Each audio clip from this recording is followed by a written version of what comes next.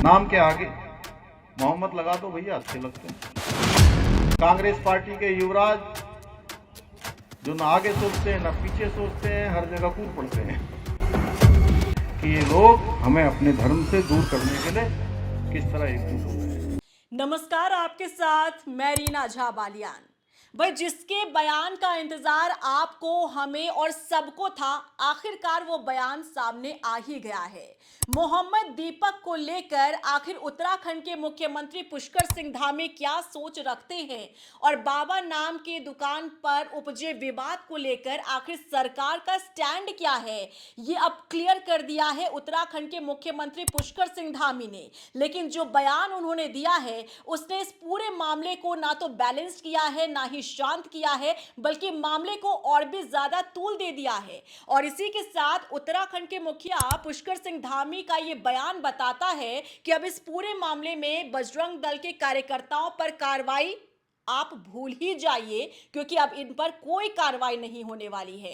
अब तक ये सवाल उठ रहे थे कि खाकी वर्दी धारक पुलिस कर्मियों के हाथ आखिर क्यों बंधे हैं, आखिर वो एक्शन क्यों नहीं ले रहे हैं, अज्ञात पर एफआईआर दर्ज कर अब तक नामजद एफआईआर क्यों नहीं हुई है। तो उसका जवाब आपको सीएम धामी के इस बयान से मिल जाएगा, क्योंकि मोहम्मद दीपक के मामले को लेकर सीएम धामी का ऐसा बयान सामने आया है जिसने ये क्लियर कर दिया है कि उत्तराखंड में बीजेपी का एजेंडा क्या है और किस एजेंडा के साथ 2027 के चुनाव में पार्टी उतरने जा रही है। आखिर ऐसा क्या कह दिया मोहम्मद दीपक के मामले पर उत्तराखंड के मुख्यमंत्री पुष्कर सिंह धामी, सुनाएंगे आपको। लेकिन उससे पहले आप ये समझिए कि अगले साल यानी 2027 में विधानसभा चुनाव होने हैं और विधानसभा चुनाव से पहले प्रदेश के भीतर यानी उत्तराखंड के भीतर धर्म के नाम पर कैसे सियासत अपनी चमकाने की कोशिश सत्ताधारी पार्टी करती हुई नजर आ रही है। क्योंकि अक्सर ही जब आप बयान सुनेंगे या भाषण सुनेंगे आप मुखिया पुष्कर सिंह धामी का, तो आपको उसमें लव जिहाद, लैंड जिहाद, थूक जिहाद और अवैध मजारों मदरसों पर कार्रवाई का आपको जिक्र नजर आ जाएगा। और ये क्लियर करता है कि आखिर बीजेपी का एजेंडा क्या है 2027 में फिर से सत्तासीन होने के लिए।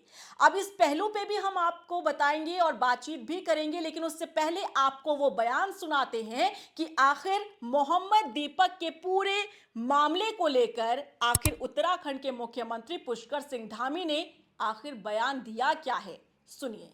अभी आपने देखा होगा एक मैटर आ गया जी उधर अपने नाम के आगे, वो कह रहे अरे भाई जिसको जो करना है वो करो, सब स्वतंत्र हो, इसमें राजनीति क्यों कर रहे हो। कह रहे हैं नाम के आगे मोहम्मद लगा दो भैया, अच्छे लगते हैं, ये क्या बात है।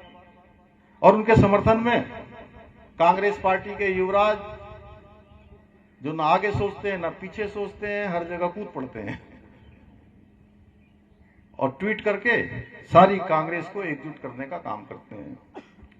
आप स्वयं इस बात से अंदाजा लगा सकते हैं कि ये लोग हमें अपने धर्म से दूर करने के लिए किस तरह एकजुट हो रहे हैं, किस तरह ये पार्टी वही काम कर रही है जो देश की आजादी के बाद लगातार करती रही है।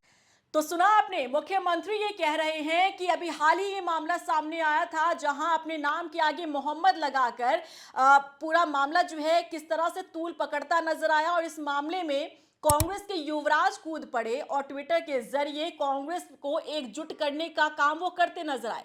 इसी के साथ उन्होंने ये भी कहा कि कैसे हमें अपने धर्म से अलग करने की कोशिश कर रही है ये पार्टी। अब आप समझिए, सीएम धामी का ये बयान ऐसे समय पर आया है, ऐसे मुद्दे पर आया है जो धर्म से जुड़ा हुआ मुद्दा है।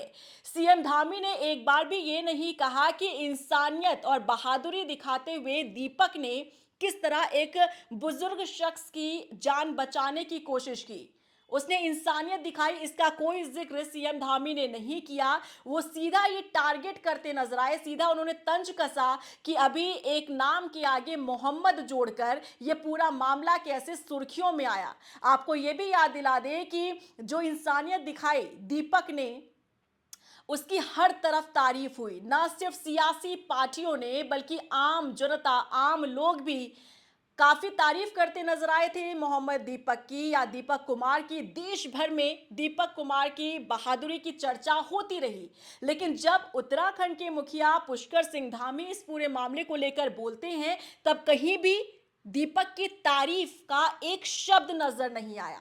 वो सिर्फ और सिर्फ तंज कसते हुए नजर आए कि अपने नाम के आगे मोहम्मद जोड़कर कैसे ये पूरा माहौल जो है वो बनाने की कोशिश की गई, और इसी के सहारे कांग्रेस पार्टी जो है अपनी एकजुटता दिखाने का काम करती रही और हम सबको अपने धर्म से अलग करने का काम ये पार्टी कर रही है।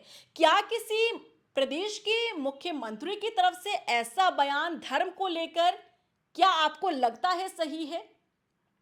क्योंकि इस प्रदेश में देखिए हर एक धर्म, हर एक जाति के लोग रहते हैं। उत्तराखंड की जब बात होती है तो यहाँ पर इसे धर्म की नज़रों से देखा जाता है, क्या? क्योंकि यहाँ पर बहुत ही आपको मंदिर मिल जाएंगे, यहाँ पर कई धार्मिक स्थल हैं। लेकिन यहाँ आप देखिए जहाँ मुस्लिम समुदाय जो है अल्पसंख्यक है, यहाँ पर समुदाय जो मुस्लिम समुदाय के लोग हैं वो कम है, उनकी जनसंख्या यहाँ पर कम है, लेकिन इसके बावजूद भी इस तरीके का बयान देना क्या आपको सही लगता है? आपको क्या लगता है कि दीपक ने अपने नाम के आगे मोहम्मद क्या सिर्फ इसलिए लगाया था कि वो सुर्खियों में आ जाए? वो एक्चुअली माहौल ऐसा बना था जहां उसने तैश में ये कहा कि मैं मोहम्मद दीपक हूं, बताओ क्या दिक्कत है? क्योंकि जो बजरंग दल के कार्यकर्ता आए थे वो मुस्लिम समुदाय का जो एक शख्स जो कि बाबा नाम से अपनी दुकान चला रहा था उस पर हावी होने की कोशिश कर रहे थे। अब जब भीड़ आएगी एक शख्स के ऊपर हावी होने के लिए, और अगर दूसरी तरफ से कोई इंसानियत दिखाने के लिए आ रहा है, तो क्या आप इसे राजनीति से और सियासत से जोड़ देंगे? देखिए, बतौर एक पत्रकार मुझे लगता है कि मुख्यमंत्री पुष्कर सिंह धामी को बहुत ही यहाँ पर संभल कर जवाब देने की ज़रूरत थी, क्योंकि वो सिर्फ एक तरफा बयान देते नजर आए।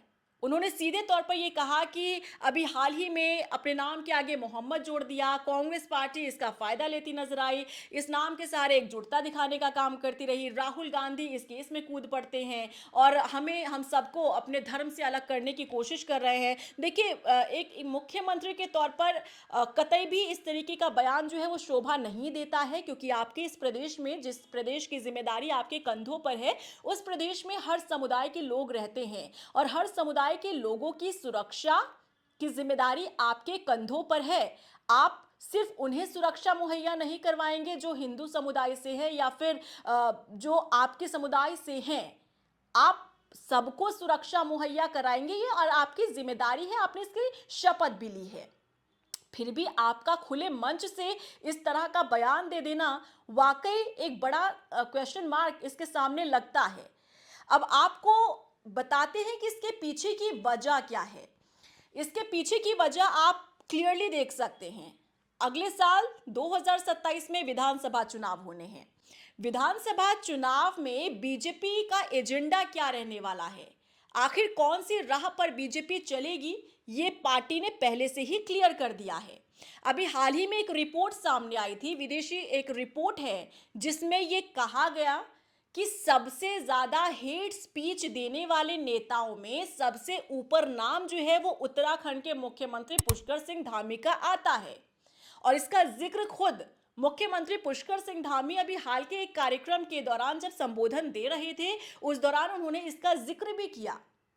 उन्होंने कहा कि एक रिपोर्ट अभी हाल में आई जिसमें मुझे सबसे ऊपर रखा गया, टॉप में रखा गया, और ये कहा गया कि मैं सबसे ज्यादा हेट स्पीच देता हूं।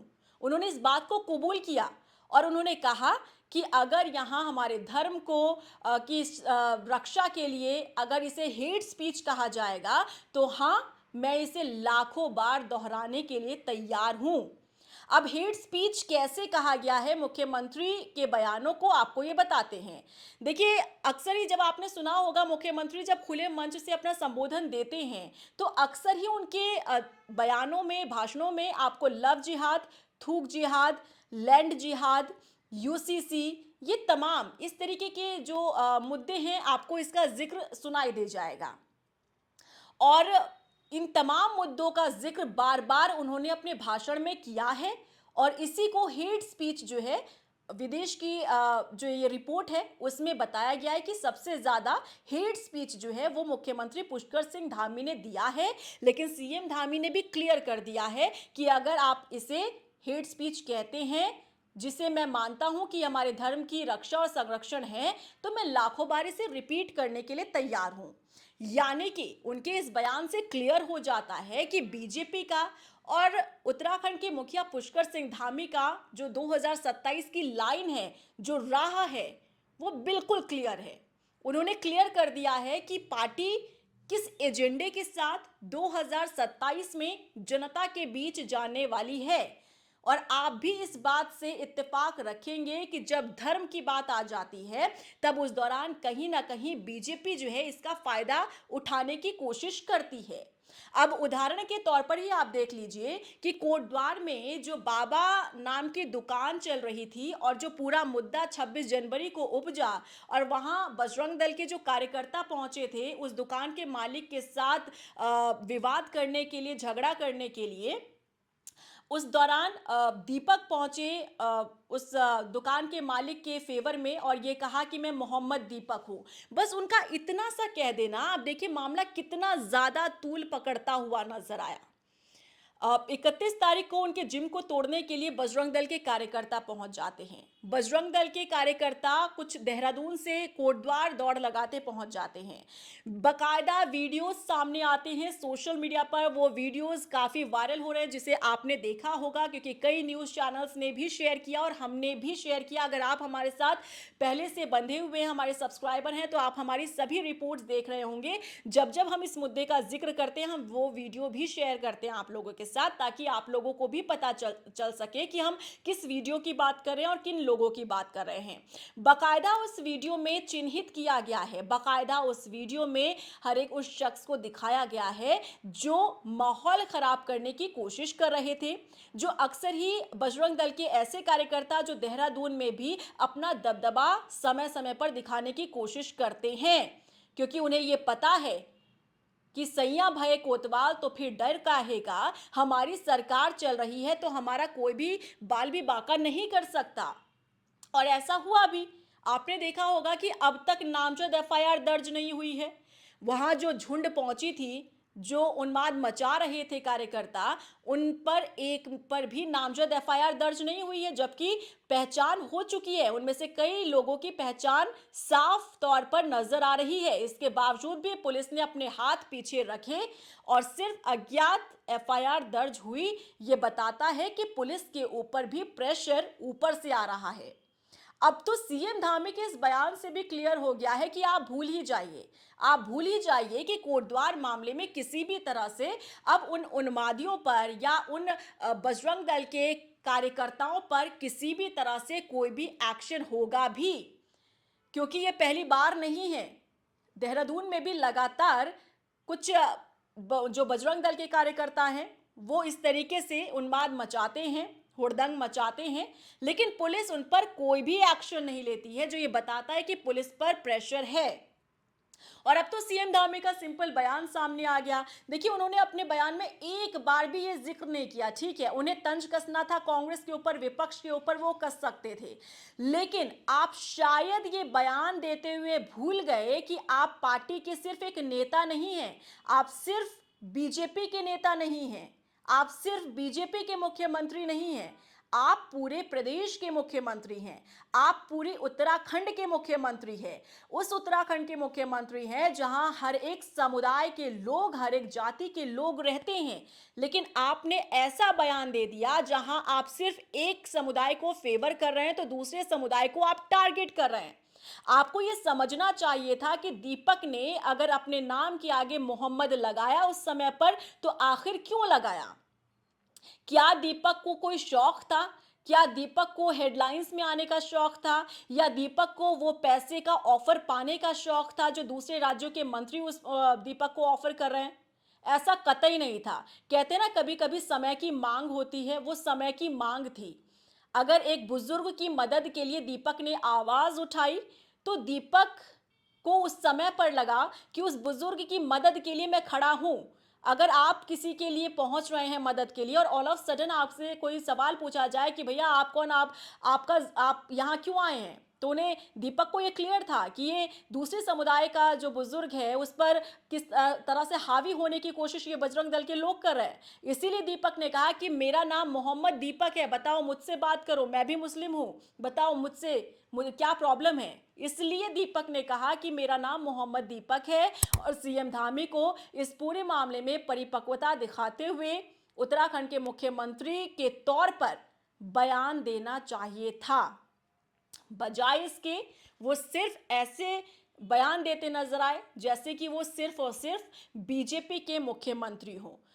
अब देखिए इसके लिए कैसे बीजेपी डैमेज कंट्रोल करेगी, या सीएम धामी ये समझ चुके हैं कि धर्म के नाम पर हम भले ही कितना ही कुछ बोल दे और धर्म के नाम पर ही दिए गए बयान जो हैं वो हमें फायदा पहुंचा जाएगा। क्या ये सोच सीएम धामी की सही है? ये तो देखिए 2027 में जाकर ही क्लियर हो पाएगा कि बीजेपी किस कॉन्फिडेंस में है। और बार बार कहा जाता है कि धर्म के नाम पर राजनीति करके ही बीजेपी अब यहां तक पहुंची है। तो क्या ये पार्टी का ओवर कॉन्फिडेंस है? वाकई में जनता इसी चीजों को देखेगी और इसी आधार पर वोट देगी 2027 में। ये क्लियर होगा, तस्वीरें साफ होंगी 2027 के विधानसभा चुनाव में। लेकिन उससे पहले सीएम धामी का ये बयान जो मामले को और ज्यादा शांत नहीं बल्कि तूल देता हुआ नजर आ रहा है। कांग्रेस का जिक्र उन्होंने किया है, राहुल गांधी का जिक्र किया है, दीपक का जिक्र किया है। अब देखना होगा कांग्रेस का इस पर रिएक्शन क्या सामने आता है। लेकिन आपको क्या लगता है, सीएम धामी का यह बयान क्या एक तरफा है? क्या उत्तराखंड के मुख्यमंत्री के तौर पर दिया गया उनका यह बयान सही है? रिएक्शन क्या है आपका, बताइएगा जरूर। और अगर आपने मेरे चैनल को अभी तक सब्सक्राइब नहीं किया है तो जल्दी से जाइए सब्सक्राइब कर लीजिए और बेल आइकॉन को दबाना मत भूलिएगा, क्योंकि जब भी कोई भी खबर मैं आप लोगों के साथ शेयर करूं तो आपके फोन पर नोटिफिकेशन आए और आप उसे जरूर वॉच करें और उस पर अपना रिएक्शन जरूर दें। नमस्कार।